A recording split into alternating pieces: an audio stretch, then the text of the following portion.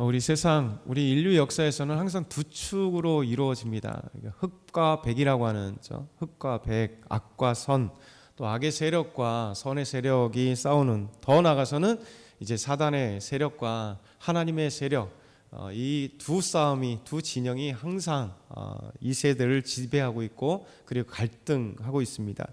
대표적으로 이렇게 흑과 백이라고 하는 것으로, 또 선과 악이라고 하는 것으로 우리가 생각해 볼 수 있지만, 더 큰 것은 이렇게 악의 세력, 사단의 세력과 하나님의 구원하심이 항상 싸우게 되어 있습니다. 오늘 말씀은 이제 큰 이적, 큰 표적으로 보일 때 아기로 이 땅에 태어나실 예수 그리스도 메시아, 메시아신 예수 그리스도를 태어나지 못하도록, 이 땅에 오지 못하도록 이 악의 세력 사탄이 끊임없이 그를 괴롭히고 또 싸움하고 있는 모습을 우리에게 먼저 보이고 있어요. 요한은 두 이적, 이적이라 하면 어떤 큰 기적을 얘기하는 것이 아니라 다른 말로 하면 이 표적, 그렇죠?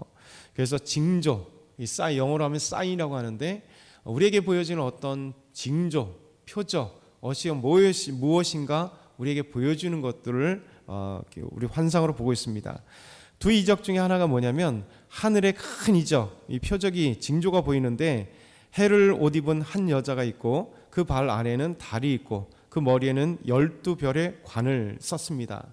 한 여자가 있는데요, 해를 옷 입은 그 발에는 달이 있고 그 머리에는 12별의 관을, 그러니까 보통의 여자도 아니고 환상으로 보여주는 어마어마한 한 여자가 보이는데, 이 여자가 아이를 베어 해산하게 되며 아파서 애를 쓰고 부르짖는, 그러니까 이 어마어마한 여자가 환상으로 보여지는데, 하늘의 태양, 해를 옷 입었어요.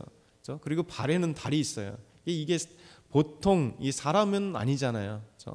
환상으로 보여지고 무엇인가 우리에게 의미하는 바를 보여주는 겁니다.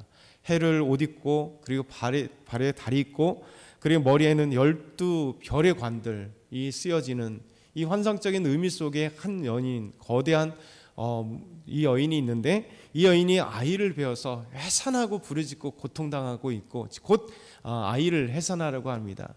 그래서 어떤 사람은 이 여인이 누구인가가 되게 신학적으로 오래도록 논쟁 중에 하나입니다. 이 여인이 과연 예수님을 잉태했던 마리아인가? 그런데 이제 전통적으로 우리 교회에서 많은 학자들은 그렇게 해석하지 않습니다. 이 여인의 상징은 이스라엘을 상징합니다. 이스라엘. 그래서 이스라엘 상징하는 것이 왜 그러냐면, 구약에도 여인의 해산함과 같은 그 해산함의 표현을, 이미지를 이스라엘에게 적용할 때가 있거든요. 그래서 이스라엘이 여인의 해산함처럼 고통당하는, 특별히 어느 때 이런 해산함을 우리에게 그 이미지로 보여주냐면, 이스라엘이 멸망당하여 바벨론에 끌려가는 이 포로됨의 모습에서 이스라엘이 여인의 해산함의 고통과 같은 그 아픔 속에 그들이 처하게 될 것이다. 이것이 이제 이사야 26장 17절에 나오는 이 이미지의 말씀입니다. 그 위에도 여러 외경이나 구약의 어떤 이미지가 이렇게 바로 하나님께서 행하실 것에 대한 고통, 그 이스라엘을 통해서 하나님이 이스라엘의 진통 가운데 하나님의 놀라운 일들을 경험하게 하시는 것들을 이 이미지를 통해서, 해산하는 여인의 이미지를 통해서 우리에게 말씀하세요. 여러분, 이 이미지가 뭐냐면, 더 나아가서 이스라엘이 이 땅에 아기로 오실 그 메시아 예수 그리스도가 이 땅에 오실 것에 대한 진통들, 예수님이 갑자기 오시지 않았잖아요. 예수님 구약시대부터 끊임없이 이 땅에 오시려고 예언되고 약속되고 예언되고 약속되는데, 사실은 그것이 항상 평안할 때보다도 위기 가운데, 그럼에도 불구하고 이스라엘은 우리를 구원하실 주님의 그 놀라운 손길을 기다리고 있었어요. 하나님의 그 구원하심과 또 하나님이 함께 하심과, 더 나아가서는 하나님께서 이 땅에 구원하실 메시아를 보내주실 것을 기대하는 거죠. 그래서 이 여인으로 표현되는 해를 옷 입고 발에 달이 있고 그의 12별의 관을 쓴 이 한 여인이 아이를 해산하는 것처럼, 이스라엘 백성들이 하나님이 약속하신 이 놀라운 구원의 메시아 예수 그리스도가 이 땅에 오실 것을 이스라엘 이미지를 통해서 우리에게 환상을 통해 보여주는 거예요. 예수님 이 땅에 오실 때 두 번째 이적, 이 표적, 징조가 뭡니까? 예수님이 이 땅에 오시려고 할 때 이스라엘이 산고를 통해서 우리를 구원하실 메시아이신 이 아기가 태어나고 하려 할 때 이를 방해하는 악의 세력이 있는 거죠. 사탄의 세력이 있는 거죠. 그러니까 이 사탄은 두렵잖아요. 예수 그리스도가 이 땅에 오시는 것을 끊임없이 방해했잖아요. 역사적인 건 뭡니까? 마리아가 잉태하여 아기를 낳으려고 요셉과 함께 호적하기 위해서 베들레헴에 왔을 때, 그리고 이 동방에서부터 박사가 그에게 경배하러 왔을 때 먼저 방해한 자가 누굽니까? 헤롯 대왕이잖아요. 헤롯 왕. 헤롯 왕이 2살 아래에 속은 줄 알고 2살 아래의 아이를 다 죽임으로 메시아가 이 땅에 오지 못하도록 그렇게 우선 박사들을 방해했고, 더 나아가서 속은 줄 알고 안 오니까 2살 아래로 싹 죽이는, 피한지 모르니까 2살 아래로 다 죽이는 이 악의 세력이 아기 예수님이 오신 것에 대한 방해들이 있었다는 거죠. 이것이 바로 예수님이 이 땅에 오심에 그 끝까지 이 사단의 세력, 악의 세력이, 그리고 더 나아가서 예수님이 이 땅에 오셨을 때도 방해하는 거죠. 그래서 어떻게 하면 예수님의 방해할 것인가? 그래서 예수님의 그 복음의 메시지 또 구원 사역을 방해하는 방해자들이 바리새인들이 있고 서기관들이 있고 또 예수님 믿지 않는 자들이 있고, 더 나아가서 수많은 무리들이 이제 예수님을 따랐던, 예수님께 무엇인가 얻어먹었던 자들이 믿지 않으면서 그들이 결국은 십자가에 못 박으라고 예수님을 부르짖으며 예수님이 십자가에 못 박아서 마치 악의 세력이 이 사단의 세력에 승리한 것 같았으나 예수님은 부활하심으로 이 복음의 역사가, 하나님의 은혜가, 구원하심이 이기는 이 놀라운 역사들이 이 예수님의 그 놀라운 은혜들을 우리에게 보여주고 있어요. 그래서 이 해산하는 진통하는 여인과 같이 이스라엘이 구원자 되신 예수 그리스도를 이 땅에 나게 하시는데, 두 번째 이적인 한 큰 붉은 용이, 이 사단이 그 머리에 7이요 뿔이 10이요 그 머리에 7 왕관을 쓴 온갖 악의 권세를 갖고 있는 자가 그 꼬리가 하늘의 별 3분의 1을 끌어다가 땅에 던지면서 용이 해산하는 여자 앞에서 그가 해산하는 그 아이를 삼키고자 하더라.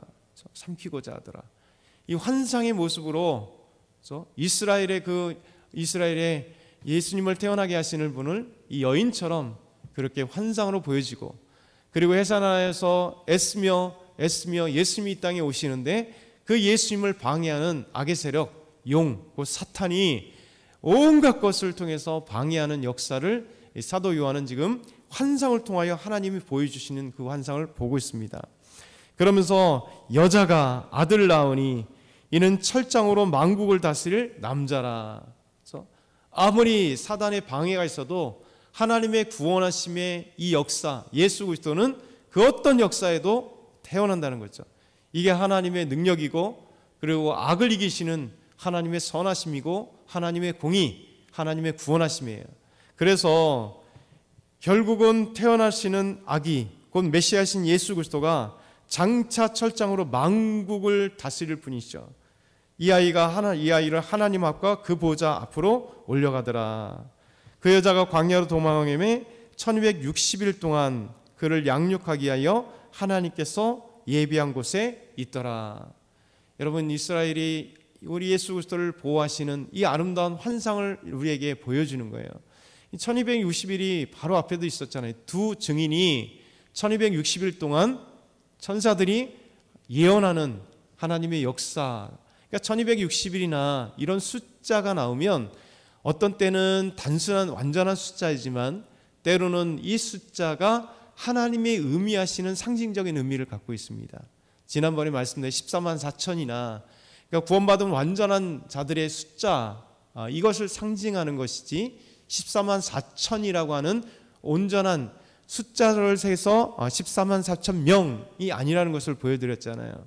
666이라는 것도 마찬가지, 아직 666도 마찬가지로 이 짐승의 숫자라고 하는 불완전한 이 숫자의 모습을 우리에게 보여주고 있는 것처럼 1260일도 마찬가지입니다. 1260일 42달, 이런 것들이 3년 반, 이런 표현이 똑같은 의미로 하나님이 어떤 계획하신 뜻 가운데 있는 하나의 그 기간을 의미하고 있는 거예요. 이 놀라운 시간이 있다는 것을 우리에게 보여줍니다. 그래서 오늘 마지막 두 번째는요, 하늘에서 천사와 사단의 싸움이 일어납니다. 그러나 결국 사단은 지죠. 온갖 세력들을 다 총동원하지만 악의 세력은, 사단의 세력은 하나님 앞에서 질 수밖에 없다는 거예요. 그것이 7절부터 9절의 말씀입니다. 우리 마지막으로 한번 7절부터 9절 한번 크게 읽겠습니다. 시작. 하늘에 전쟁이 있으니 미갈과 그의 사자들이 용과 더불어 싸울세 용과 그의 사자들도 싸우나 이기지 못하여 다시 하늘에서 그들이 있을 곳을 얻지 못한지라. 큰 용이 내쫓기니 옛뱀 곧 마귀라도 하고 사탄이라고도 하며 온 천하를 꾀하는 자라. 그가 땅으로 내쫓기니 그의 사자들도 그와 함께 내쫓기니라. 아멘. 하늘에서 마지막으로 전쟁하는 모습을 환상으로 보여줍니다. 이 전쟁은 그냥 우리의 전쟁이 아니에요. 그렇죠? 사탄과 천사와의 전쟁입니다. 미가엘 천사는 이미 다니엘서에 나오는 천사장이에요. 미가엘은 군대 장관입니다. 하나님께서 이 미가엘 천사를 통해서 사단과 싸우게 하시는 것이 다니엘 10장에 나옵니다. 그리고 12장에 나오는 거죠. 미가엘 천사가 가지고 나옵니다. 이 소식을 가지고 나올 때 미가엘 천사가 이 사단과 방해하는 세력의 사단과 싸우는 역사를 우리에게 보여주는데, 이 미가엘 천사와 그리고 그의 사자들 함께하는 하나님의 천사들이 사탄과 저 용과 그와 함께하는 사자들, 사탄과 그리고 악의 세력, 귀신들이 함께 영적으로 어마어마하게 하늘에서 싸우고 있는 거예요. 그렇죠? 미가엘 천사와 천사들, 그리고 용과 함께하는 그의 사자들, 이 귀신들이, 이 사탄이 함께 엄청난 마지막 전쟁을 하는 거예요. 근데 이 전쟁에서 이 사탄과 용과 그의 세력들은, 그의 사자들은 결코 천사와 미가엘과 그 동조하는 함께하는 천사들을 이기지 못합니다. 그러면서 이 용이 무엇이냐? 금방 얘기했던 사탄이라고 하는데 그것이 9절이죠. 큰 용이 내쫓기니 옛뱀 곧 마귀라고도 하고 사탄이라고 하는 자. 이 용이나 뱀이나 사탄은 약의 세력을 얘기하는 거예요. 잘 보세요. 이 하와를 유혹했던 옛뱀, 그래서 뱀이 옛뱀이라고 얘기하는 거예요. 옛뱀. 그렇죠? 하와를 유혹했잖아요. 그렇죠? 그나는 이 사탄의 가장 대표적인 게 꿰는 거예요. 꿰는 거, 유혹하는 것. 온 천하를 유혹해서 죄를 짓게 만들고 하나님을 대항하게 만들고 예수 그리스도의 복음을 믿지 못하게 만들고, 그래서 결국 악의 세력이 돼서 하나님과 대항하는 자들이 되게 만드는. 그래서 큰 용인데, 드라곤이라고 하는 용이 그냥 표현병입니다. 표현. 항상 용은 성경 빼고도 이 세상에 많은 신화들이 있는, 이집트 신화에도 용이 있고요, 메소포타미아에도 용이 있어요. 그래서 이 용이라고 하는 것은 항상 악의 세력을 얘기해요.